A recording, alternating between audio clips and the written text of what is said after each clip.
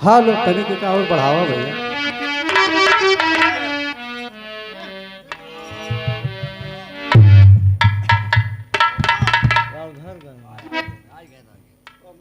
हालो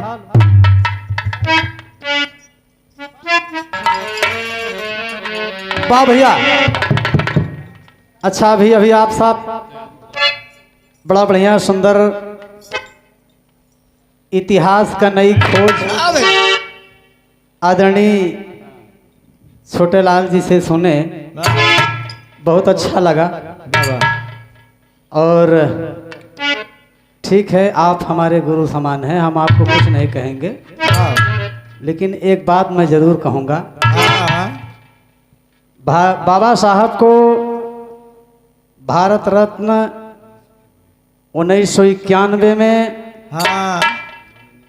माननीय प्रधानमंत्री विश्वनाथ प्रताप सिंह ने दिया था।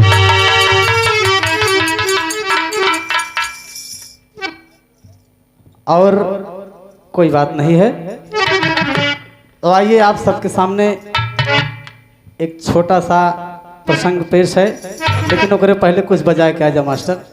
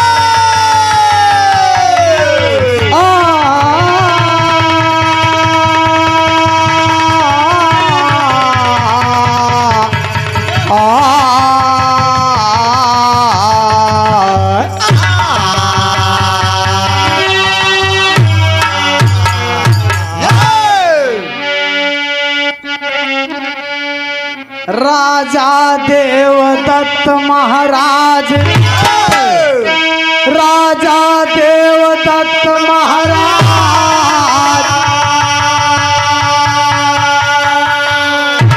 अपने मन में किए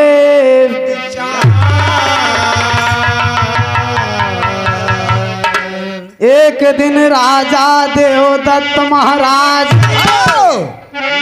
अपने विराजे सर के ऊपर ताज, सूखा पेड़ देख के करने लगे विचार।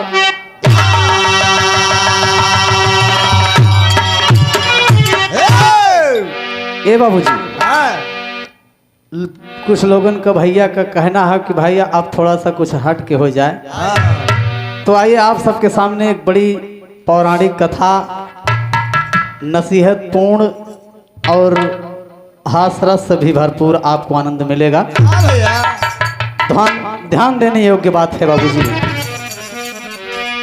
एक दिन राजा देवदत्त महाराज अपने महल में अपने सिंहासन पर आरूढ़ हैं बाबू, और सभी सभा मंत्रीगण दरबारी तमाम दरबार के रक्षक बैठे हैं बाबूजी, और एकाएक उनकी निगाह एक सूखे हुए पीपल के पेड़ पर पड़ती है। उनके मन में शंका हो गई कि सभी पेड़ तो हमारे दरवाजे पर हरा भरा है, और ये पीपल का पेड़ सूख क्यों गया, और जब सूख गया तो हरा कैसे होगा। तमाम अपने राजदरबार में ऐलान कर दिए कि भाई हमारे दरवाजे पर सभी हरे भरे पेड़ हैं, और ये पीपल का पेड़ सूख गया तो ये हरा कैसे हो सकता है, इसका कोई उपाय बताया जाए। तो ओमा एक काना पंडित रहा, कहे सब लोग से कहे लगा कि देखा भाई महाराज पूछ रहे हैं पीपल का पेड़ कैसे हरियर होई, आप लोग बताइए। तो कहा बड़का ज्ञानी हो तो ही बताए दे। कैसे होई? कहें देखा आज हम बताऊ। तो बाबूजी कहे महाराज पीपल का पेड़ अगर कौनो पतिव्रता नारी कच्चे सूत में कच्चा घड़ा बांधकर भगवान को याद करके पति परमेश्वर को याद करके पीपल के पेड़ में अगर जल छोड़ दे तो पीपल का पेड़ हरियर हो जाए। लेकिन कवि को तेरी का भाव देना पड़ा मास्टर।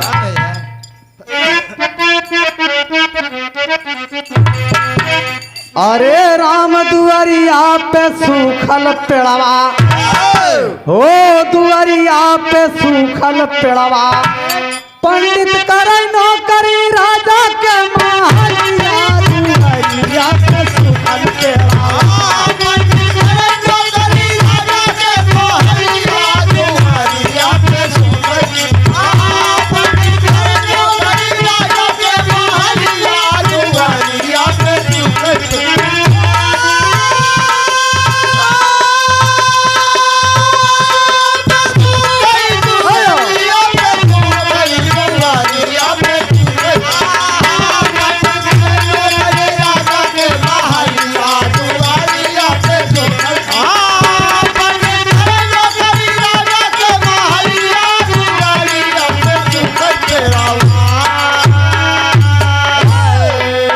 ए बाबूजी, राजा देवदत्त जी अपने तमाम पूरे नगर में ढिढोरा पिटवा दिए बाबूजी, ढिढोरा पिटवा दिए। कोई भी पतिव्रता नारी अगर इस पीपल के पेड़ को हरा कर देगी तो उसे हम अपनी आधी राज दे देंगे। लेकिन बाबूजी किसी की हिम्मत नहीं पड़ती है। इसका मतलब ये नहीं है कि पतिव्रता नहीं है, लेकिन उनको अपने आप पर भरोसा नहीं है, विश्वास नहीं है, लेकिन किसी की हिम्मत नहीं पड़ी। राजा देवदत्त बड़े चिंतित हो गए कि बताइए हमारे राज में इतने लोग हैं लेकिन कोई इसमें से नहीं निकल के आ रहा है। पतिव्रता नहीं है। लेकिन बाबूजी पतिव्रता हो ऐसे। बचपन से एक पंडित जी उनके राज दरबार में नौकरी करते थे। वो ताल ठोक दिए कि अरे हमार मेहरारू पतिव्रता बा,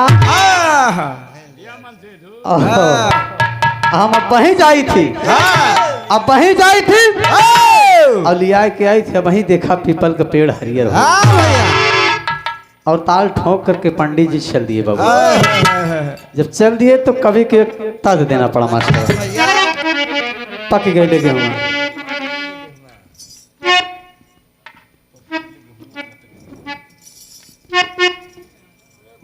हाँ हाँ हाँ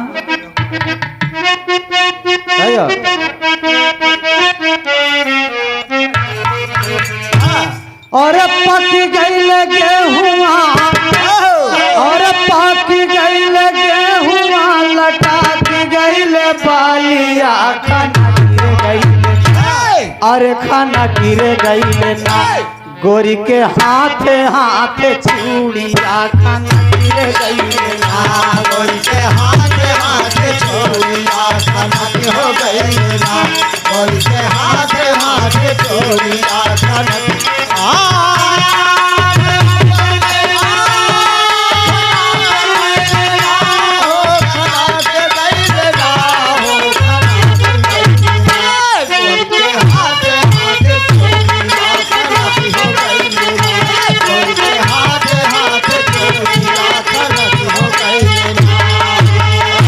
ए बाबूजी ये तो ओरिजिनल भाव है, लेकिन कहना है और चल पंडित ज्ञानी आपन, और चल पंडित ज्ञानी आपन, थाम के डगारिया, बहा गिर गई, अरे बहा गिर गई ना, चलत पंडित के प्यारिया, बहा गिर गई ना,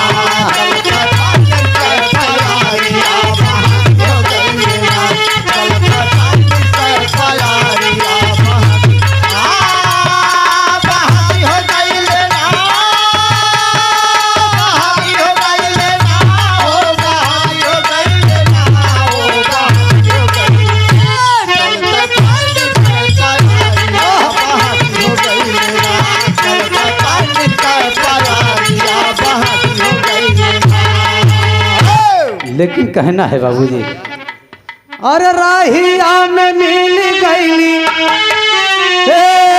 राहिया में मिल गईली, बिटिया फूल कुंवारिया, बहा गिर गई ना, अरे बहा गिर गई ना, चलत पंडित कई नजारिया, बहा गिर गई ना, चलत पंडित कई नजारिया, बहा गिर गई ना, चलत पंडित कई नजारिया,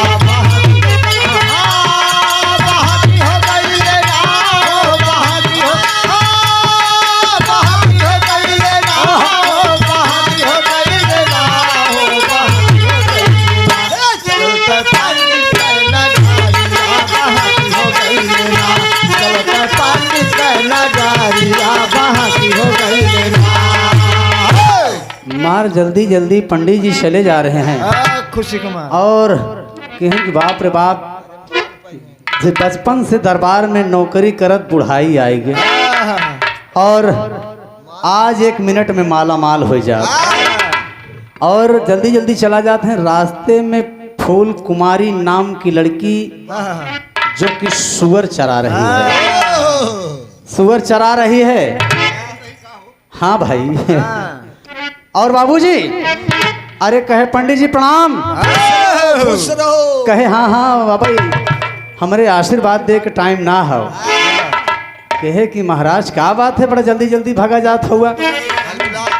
कहे कि देखा फूल कुमारी, हम जौने राज दरबार में नौकरी करी थी, वो उसी दरबार में एक पीपल का पेड़ है जो कि सूख गया है, और राजा साहब ढिढोरा पिटवाए हैं कि जो कौनो अगर ये पीपल का पेड़ हरियर कह दे तो हम ओका आधी राज दे दे। हम यही बरे जात है कि हमार दुल्हन है पतिव्रता। कहे फूल कुमारी नाम की लड़की कहन कि अरे का साबूत है कि आपके दुल्हन पतिव्रता है। का जरूरत? कहे अरे हमार दुल्हन दोपहर भे गोड़ मिजत है।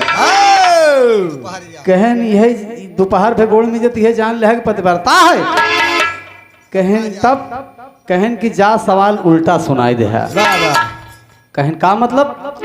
कहे कि जा सवाल उल्टा सुनाई दे है कि जे 100 मन सेधु केहे होई वही से पीपल का पेड़ हरियर होई। लेकिन बाबूजी पंडित जी चल दिए और जब चल दिए तो दरवाजे पर ए भैया थोड़ा शांति बनाओ बाबू, हाँ जरूरत है। तो बाबूजी दरवाजे पर जो पंडिताइन रहे खूब बढ़िया से अपन शौक श्रृंगार करके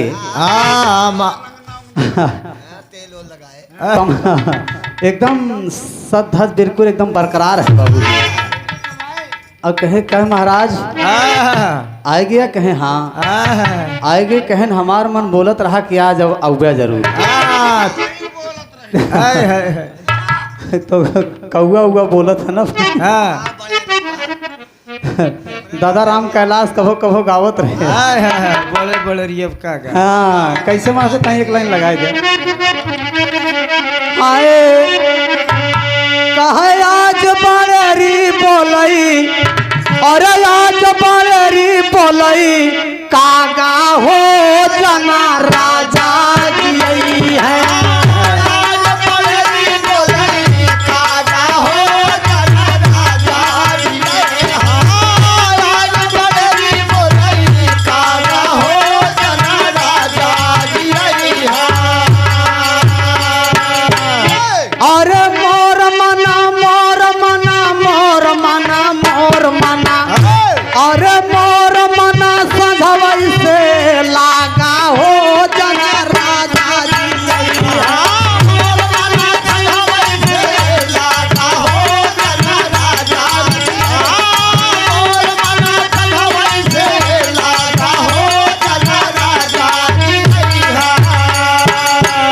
बाबूजी सब जमाने के बात आ। अब तो क्यों न तो दादा राम कैलाश हो पाई, न तो क्यों हैदर गुरुजी हो पाई, न तो क्यों लाल जी हो पाई। कोई कुछ नहीं हो सकता। जो जिसके पास जितना है उतने में अपना संतोष कर रहा है बाबूजी। लेकिन कहना है लेकिन बिहार पंडित जी कहते हैं कि पंडित देखिए मैं आपके पास आ जा हुआ ही जिन रहा, ये तो थोड़ा थोड़ा चोखा है। बाबूजी कहे कि यार बाबूजी कहे कि मैं किस बड़े आवश्यक कार्य से तुम्हारे पास आया हूँ। तो बाबूजी कहा बताइए। तो कहते हैं तर्ज लगा था बाबूजी। अब तर्ज यह हुआ ये भोजपुरी के दिवाकर पांडे जी गावत है बाबूजी। कैसे गावे कि हमके दुल्हन चाही, हे हमके दुल्हन चाही अंग्रेजी स्टाइल वाली। हमके दुल्हन चाही अंग्रेजी स्टाइल वाली। हमके दुल्हन चाही अंग्रेजी स्टाइल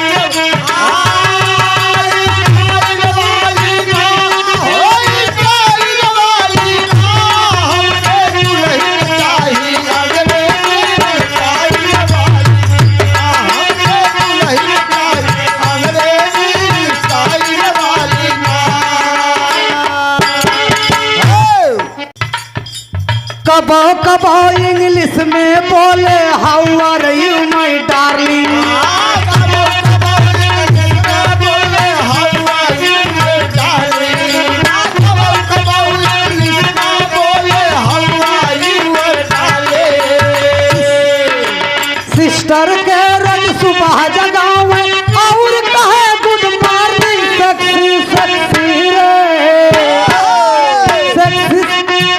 सेक्सी सेक्सी मॉडल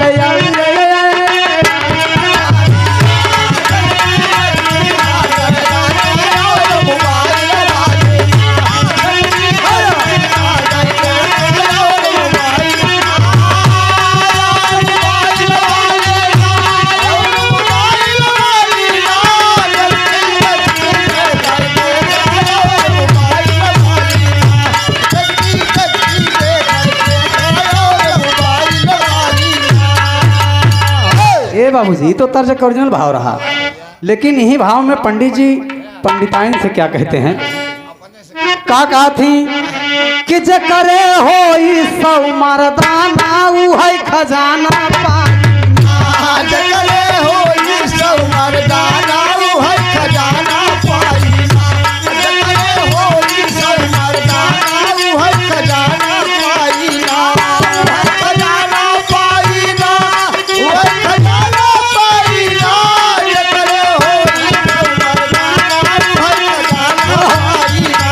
हो सौ मर्दाना ऊ है खजाना पाईना। हे धन्य नार है वही जगत में जे करे सौ मर्दाना। वही जगत में जे करे सौ मर्दाना। वही जगत में जे करे सौ मर्दाना। ओह नारी के जल छोड़े से खुशी हो भगवान, पंडित कहाँ बात मोरी माना ऊ है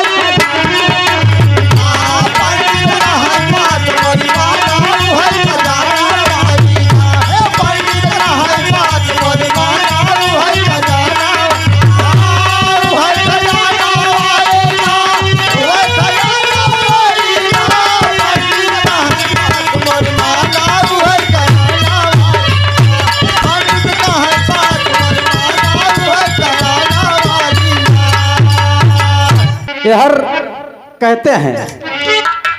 बस पंडित जी पंडिताइन कहन के अरे महाराज, अरे इतनी छोटी सी बात के लिए आप इतना चिंतित हो गए। अरे चिंता की कोई बात नहीं है। हाँ काटू कम हो का पूरा कैले 99 हो गया है। हाँ। एक ही कम्बा देखा है, काठ कहूँ घसियारा पछवा रवाई। अरे बाप रे, और लोटा लेकर के चल दिया बाबूजी, लोटा लेके चल दिया। पंडित जी के पैर के नीचे से जमीन खिसक गई, गिरी। बाप रे बाप, आज मैं अगर फूल कुमारी की बात न माना होता तो आज मेरी लाज चली जाती प्रभु। वहां से पंडित जी मरे क्रोध में वापस चल दिए बाबूजी, चल दिए। और हर फूल कुमारी के पास पहुंचते, कस महाराज का हाल हो। वही पंडित जी फूल कुमारी के चरण पे पकड़ लिए कि फूल कुमारी नतमस्तक हो गए कि फूल कुमारी तुम देवी हो, तुम देवी हो। अगर आज मैं तुम्हारी बात न माना होता तो आज भरे समाज में मेरी लाज चली जाती। तब वही पंडित जी फूल कुमारी से क्या कहते हैं मास्टर, एक ही तर्ज लगा। कभो कभो लहरी उस्ताद गावत रहे बाबूजी। कैसे भैया, कैसे गावे मास्टर, कि आवा चली धान रोपई धनिया। अरे आवा चली धान रोपई धनिया, रीमा झीमा बारा सतबा पानिया। आवा चली धान रोपई धनिया, रीमा झीमा बारा सतबा पानिया। आवा चली धान रोपई धनिया, रीमा झीमा बारा सतबा पानिया। आवा चली धान रोपई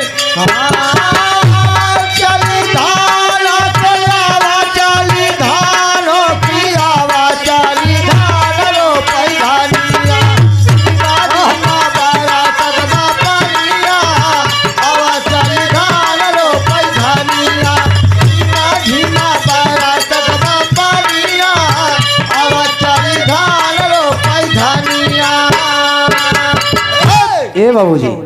लेकिन पंडित जी फूल कुमारी से क्या कहते हैं कि लजिया बच्चा आई लेती रनिया।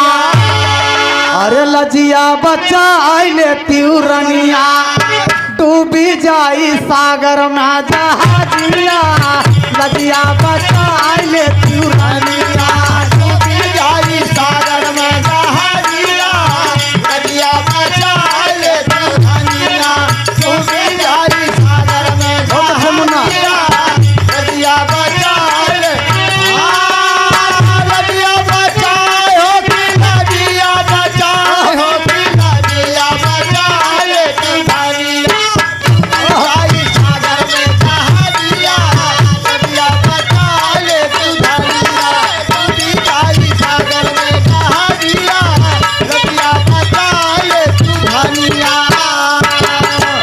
पंडित बोले शीश झुकाई और जीतया जमौत हो जाए हो लजिया बच्चा आइले तिउरनिया अरे लजिया बच्चा आइले तिउरनिया पंडित ज्ञानी काइले लजिया लजिया बच्चा आइले तिउरनिया पंडित ज्ञानी काइले लजिया लजिया बच्चा आइले तिउरनिया पंडित ज्ञानी काइले लजिया लजिया बच्चा आइले तिउरनिया लजिया बच्चा हो मास्टर बार प्रसाद हो के लजिया बच्चा आइले तिउरनिया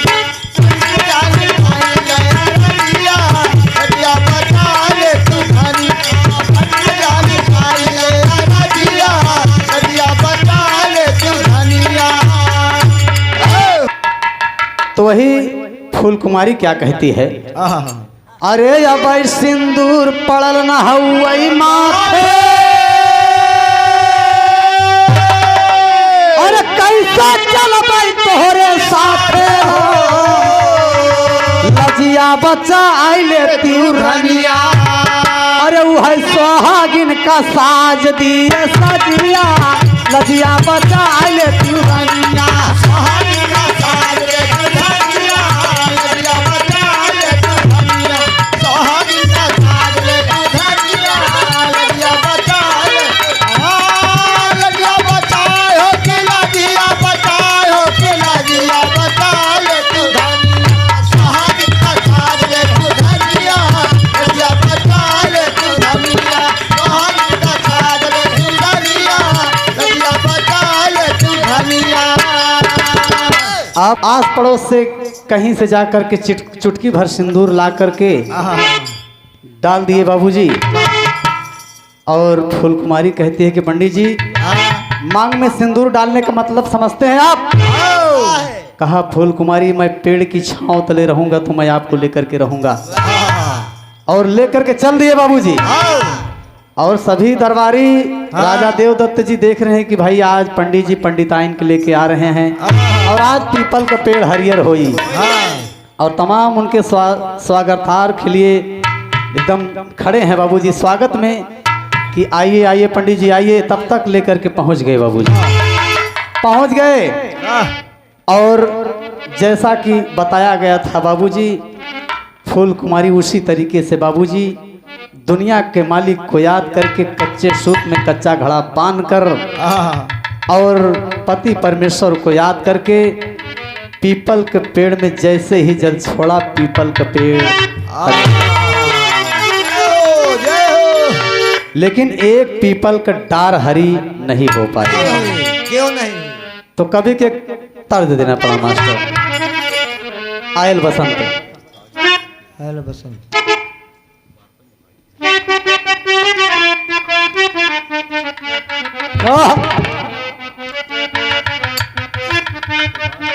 बड़े मौके से बसंत बयार भी आ गया है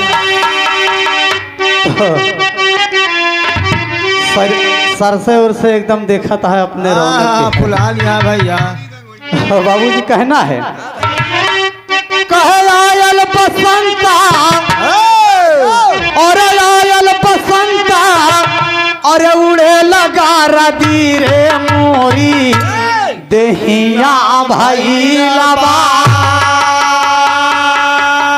और प्यार रदी रे मोरी देहिया भाई लबा प्यार रदी रे मोरी देहिया भाई लबा प्यार रदी रे मोरी देहिया भाई सब बसंत का मौसम कितना अच्छा मौसम हो था बाबूजी एक दिन हम अपने कवि जी माननीय श्री जीतलाल जी से कहे कि हम कहा महाराज अगर जैसे मौसम बाटे यही तो बढ़िया एक आठ होली लिख देता दो चार थी तो चली थी स्टूडियो में जौन बा रिकॉर्ड कराई दी युगल गीत युगल गीत कराई दी तो होली में बजे लागत अच्छा अच्छा आप परम सम्मानी माननीय श्री आप राजेंद्र के भाभी जी की तरफ से, ग्राम सिकंदरपुर वाली की तरफ से ये 51 रुपए के पुरस्कार है। बहुत बहुत प्रणाम हो, आशीर्वाद प्रतीक्षा है। एक ही स्वर में कहना है, ये तो ओरिजिनल भाव है, लेकिन कहना है और पीपर कप्पे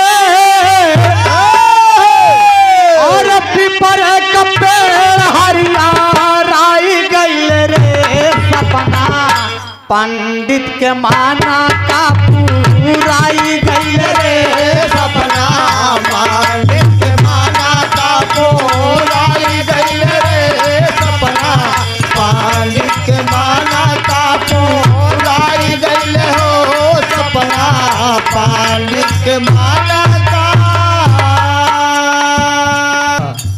लेकिन बाबूजी हर राजा देवदत्त का ये करिश्मा देख रहे हैं, लगी रहे मास्टर, लगी रहे, लेकिन यार कहना है करिश्मा देख रहे हैं, करिश्मा देख रहे हैं कि पंडित जी पीपल का पेड़ तो हरियर हो गया, लेकिन एक डाल हरी नहीं हो पाई, ऐसा क्यों?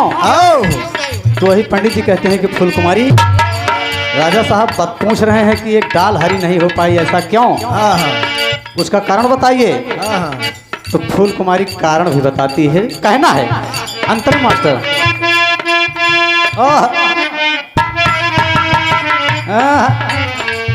एक बार बालापन में खेतवा मगैले, एक बाल बाल परमा खेतवा मगैले, एक बाल बाल परमा खेतवा मगैले, अंधावा पभाई के उठाई लई गईले, भाई के उठाई लाई गईले, भाई के उठाई लाई गईले। लघु संतना भीमा,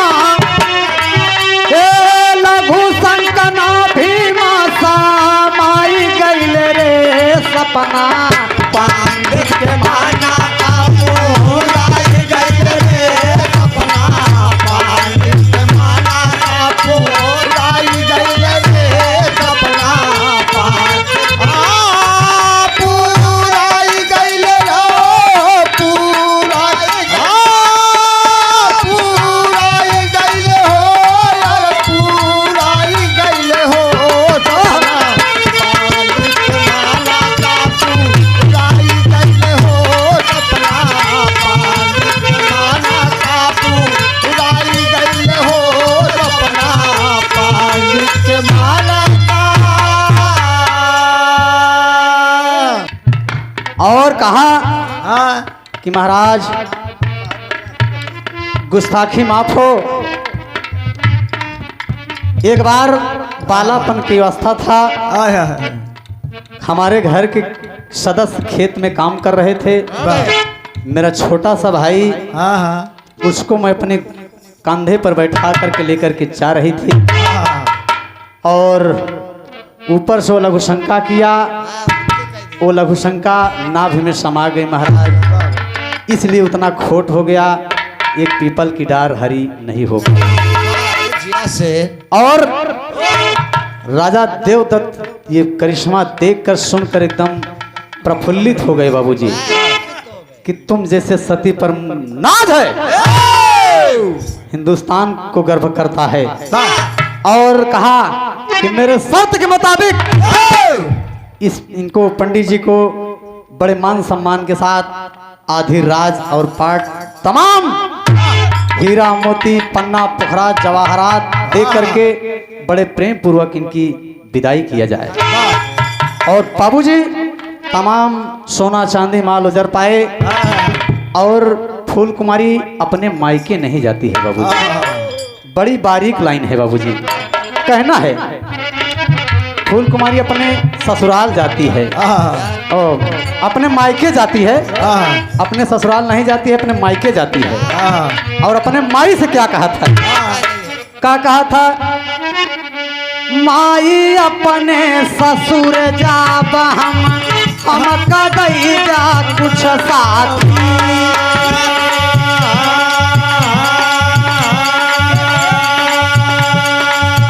बड़की सुअर सुगना दई जा दिल्ली भी मोर मन भारी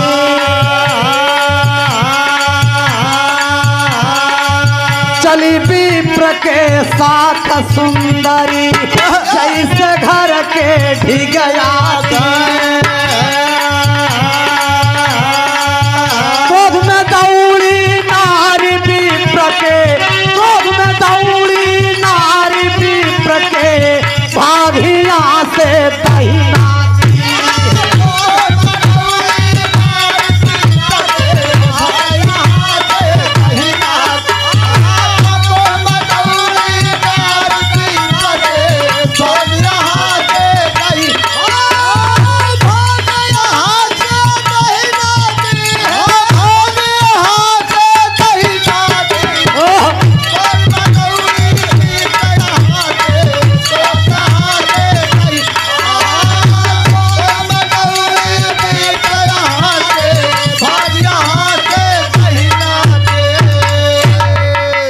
और बाबूजी वो अपने मायके से 3 चीज लेकर के आई है। तीनों चीज में 3 खूबियां हैं बाबूजी। ये तीनों चीज अलग अलग आपके गीत के माध्यम से सुनने को मिलेगा बारी बारी से, लेकिन बाबूजी 3 चीज लेकर के आई है, बिल्ली, सुअर और तोता। बाबूजी 3 चीज लेकर आई है। और यहाँ जो बड़की पंडिताइन बैठी कहीं तोरे बाप की दाढ़ी में हिया सुअर लेके आवत हा पसियान मचाओ बड़े कहन भाग के नहीं उठाए कि चल हमारा चंडाल फाड़ जाए सौ वाली है भाई। वही पंडित जी कहते हैं कि फूल कुमारी अपने पास किसी भी चीज की कमी नहीं है, आओ चलो मैं अब दूसरी जगह चलता हूँ। पड़ी रहा लेकर सौ वाली क्या आओ सुगना कहता है देवताओं के सभा में तोता जाता था बाबूजी, देवताओं के सभा में सुगना जाता था और वहाँ पंचायत में क्या वार्ता होती थी सब सुनकर आता था और बताता था बाबूजी। हम जब बोलत रही तो न लगावा करा ओकरे बाद लगाए देवा करा और बताता था। तो सुगना गया वहाँ इंद्र का दरबार लगा है बाबूजी और कहा भाई अब की बार कहीं पानी नहीं बरसेगा, झूरा पड़ेगा। अच्छा अच्छा अच्छा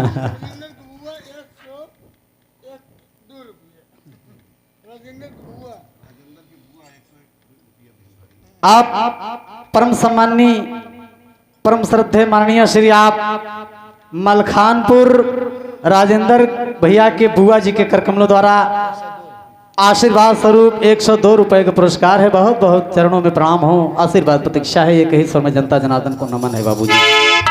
और यार बाबूजी कहा कि अब की बार पानी कहीं नहीं बरसेगा। कहे महाराज फिर भी कहीं कहीं तो बरसना चाहिए, अगर कहीं नहीं बरसेगा तो पृथ्वी का विनाश हो जाएगा। कहे एक जगह पानी बरसी रोज 2 घंटा और ये पहाड़ पे।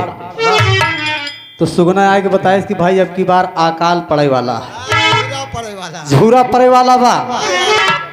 और कहन कहूँ तो पानी बरसी चाहिए, कहन एक जगह पहाड़ पे बरसी वही तरफ चला और तो उसी पहाड़ के नीचे चले गए पंडित जी। तो कभी को प्रयागराज के खाड़ी तक देना पड़ा मास्टर। हाँ है अरे राम 2 घंटा बरसे मौके मौके पर सही है मास्टर है। अरे राम 2 घंटा बरसे पहाड़ा वही पे पानी 2 घंटा बरसे पहाड़ा वही पे पानी 2 घंटा बरसे पहाड़ा वही पे पानी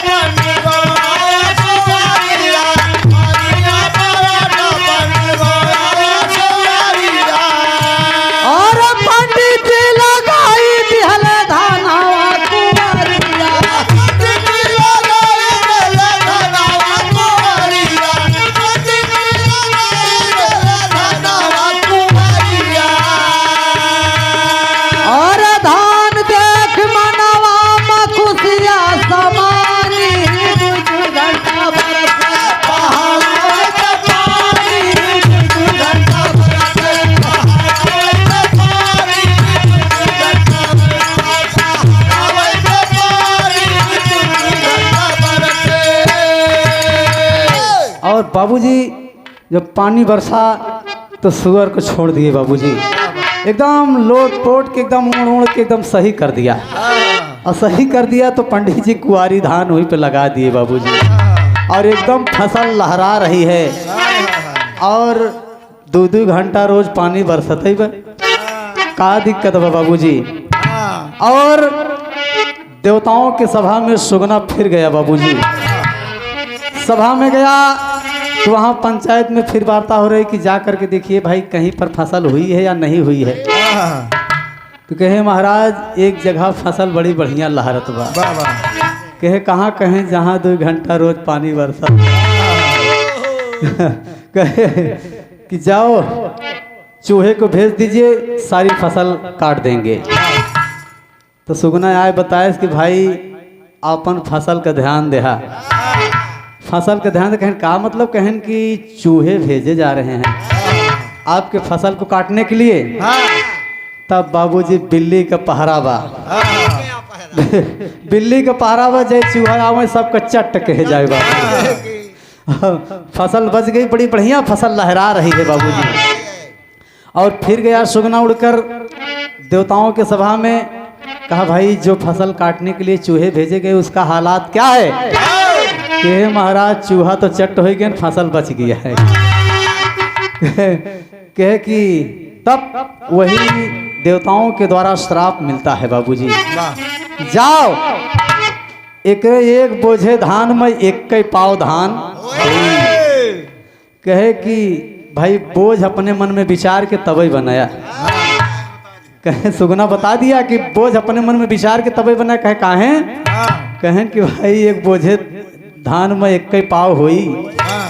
तो बड़े प्रेम से दोनों प्राणी काटे भाई, और काट के 3-3 पेड़े का बोझ बना दिए बाबू। बाबूजी 3-3 पेड़े का धान बोझ बना दिए। शराब के मुताबिक एक बोझे में 1 पाव। मरे धान के अदम लग गया बाबू। तब वही पंडित जी फूल कुमारी से कहते हैं कि फूल कुमारी अपने पास अब किसी भी चीज की कमी नहीं है। अब ऐसा करें कि हम अपने जहाँ है यहाँ कुछ भंडारा कह दी, कुछ दान दक्षिणा कह दी, और लोगों को निमंत्रण भंडारा करके हम अपने समाज में चलाए। पक्का हो जाए। हाँ किया के। हाँ। और बाबूजी कहें तब बड़ी अच्छी बात है।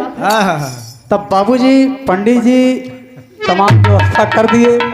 तो व्यवस्था करके निमंत्रण देने के लिए चल दिए तो कवि के तर्ज देना पड़ा। कहना है कौनो लड़का का जेठ में गवन पड़ गया बाबू। हाँ अक्सर लहरी उस्ताद महाराज गावत रहे।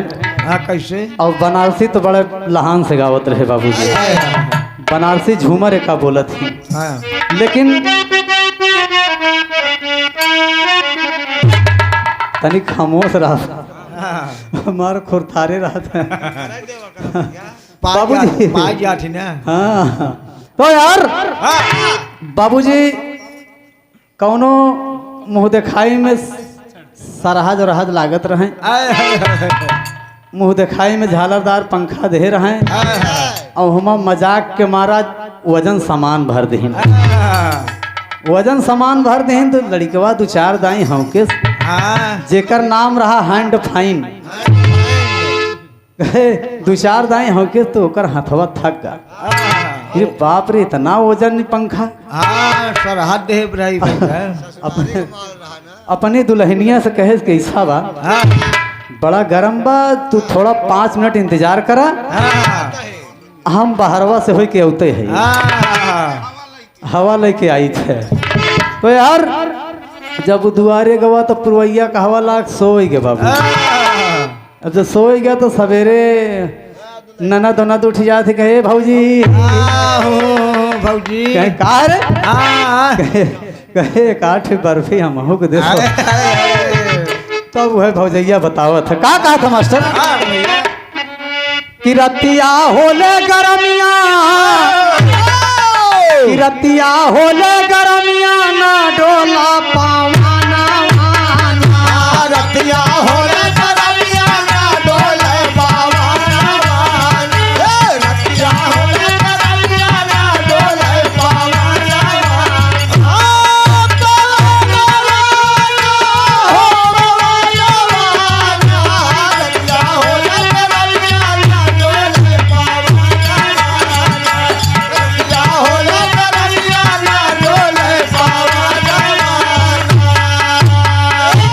मारे गारामी के मारे मारे गारा मीत मारे मारे गारा मीत मारे दुल्हा सोई गवा दुआरे दुल्हा सोए गवा अनबले अनबले सोए गवा दुआरे हमारी सासू ननदिया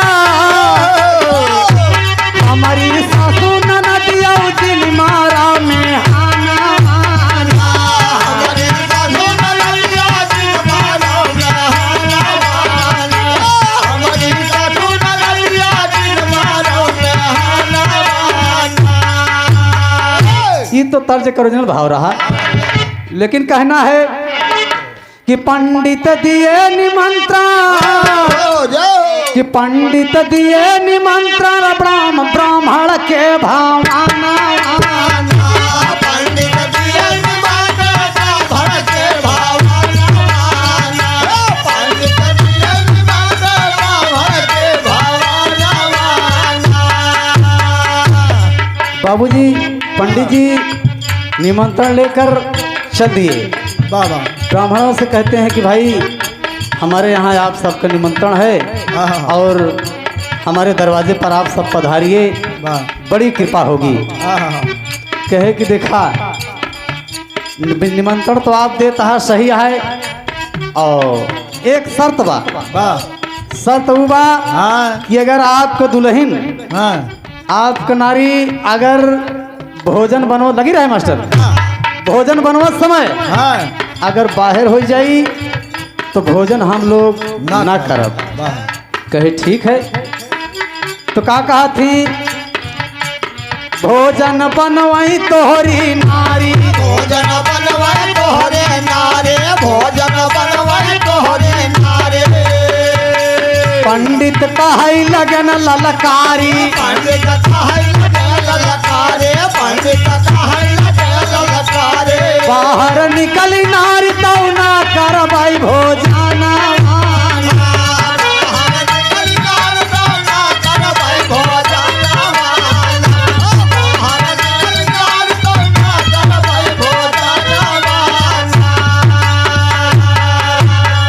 ए बाबूजी पंडित जी मान लिए बात कि ठीक है भाई आपका शर्त मंजूर है हमको, लेकिन ब्राह्मणों को न्योता दे करके आ गए और बताने लगे कि फूल कुमारी बड़ा अड़बड़ मामला है। क्या बात है? कहें कि बिरादरी कह रहे हैं कि भोजन बनाते समय आपको बाहर नहीं निकलना है, अगर आप बाहर निकल गई तो हम लोग भोजन नहीं कर पाएंगे। कहें कि ठीक है कोई बात नहीं है, तो वही कहना है कि भोजन बनवाई फूल कुमारी भोजन बनवाए फूल कुमारे भोजन बनवाए फूल कुमारे लघु लघु शंका तब लागल भारी लहु शंका जब लागल भाई लहु शंका जब लागल भाई परिगा गाढ़े बीचे परिगा गाढ़े बीचे दुल्हन कई पराना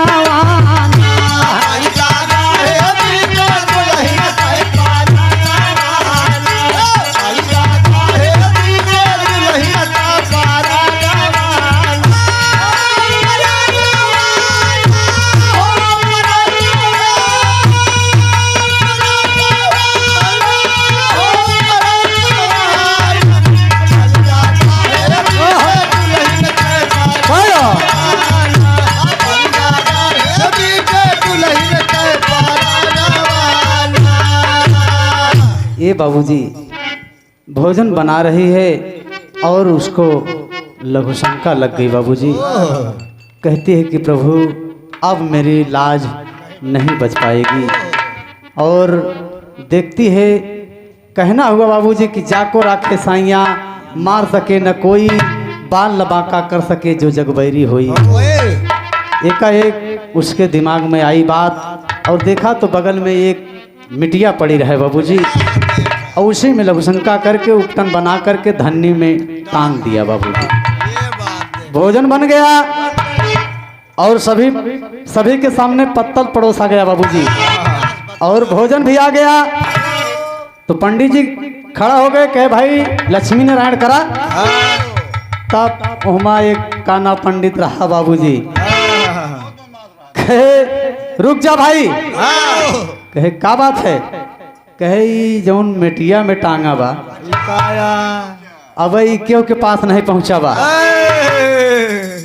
वही फूल कुमारी कहती कि प्रभु अब मेरी लाज नहीं बच पाएगी। तब एक छित्तर जगावे के पड़ा मास्टर। वही ना ना ना कहाँ भागा जाते हैं। तरजिया भैया हमार पाजे राजा। हेलो हेलो हेलो कहती है अब भैया भैया आप सबके बगाए रहे हम। कहना है हमार पाँव जेब राजा हीरा जड़ाई दा। भाव है लेकिन कहना है कि हमारा लजिया अरे हमारा लजिया प्रभु जी आके बचैया।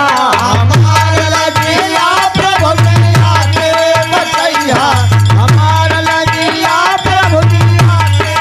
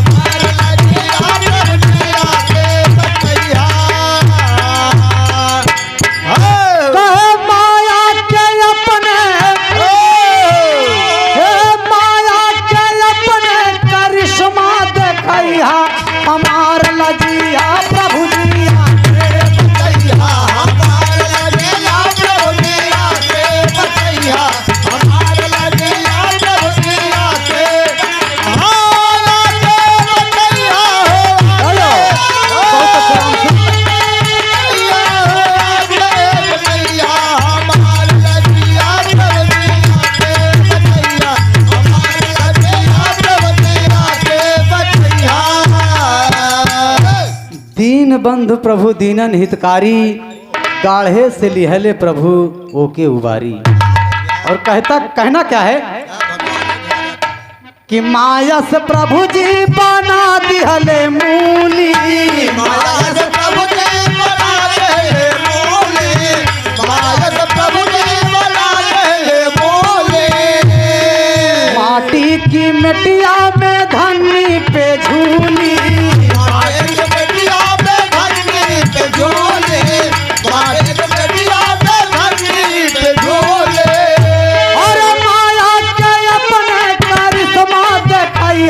हमार लजिया प्रभु जी आके बचैया। हमारा लजिया प्रभु जी आके बचैया। हमारा लजिया प्रभु आके बचैया।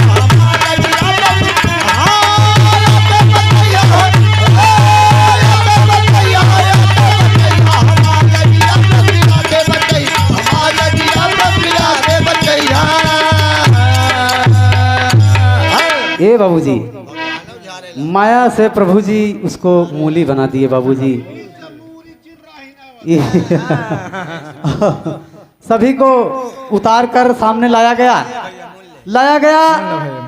पंडित जी कहें कि है लले अरे ये हरियरई तो यही धरी है एक तक को देवे न भैया जरिया पत्ता का कहें।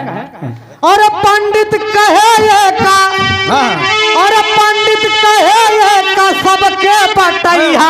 हमार लजिया प्रभु जी आके बटैया। हमारा लजिया के बचैया। हमारा लजिया प्रभु आके बचैया। आके बचैया।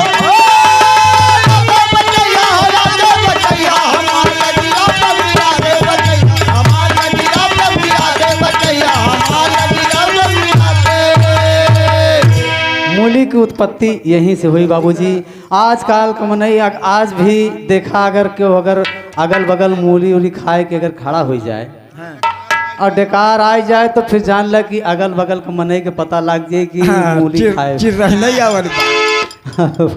बाबूजी गाने का आखिरी और अंतिम भाव में कहना है हो जाए। तो स्वामी गीतानंद कहें इस सब सारद की बलिहारी और गुरु गोवर्धन राम कहे हैदर स्वर्ग सिधारी हो। अरे दुआरिया पे सूखल पेड़वा, अरे गावे भल्लू लाल के दहिने पामा यारिया, दुआरिया पे सूखल पेड़वा।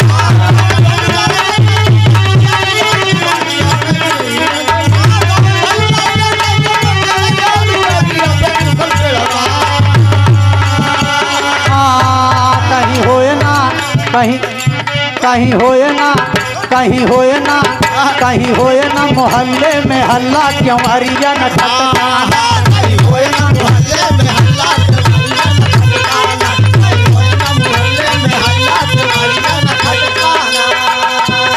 आधी रात पड़ोसन के घर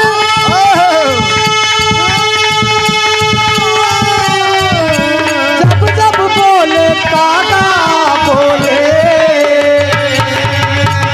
रोए सारी रात, रोए रात रात, रोए सारी रात, चुनरी का पल्ला घूंघटावा उठा जाना।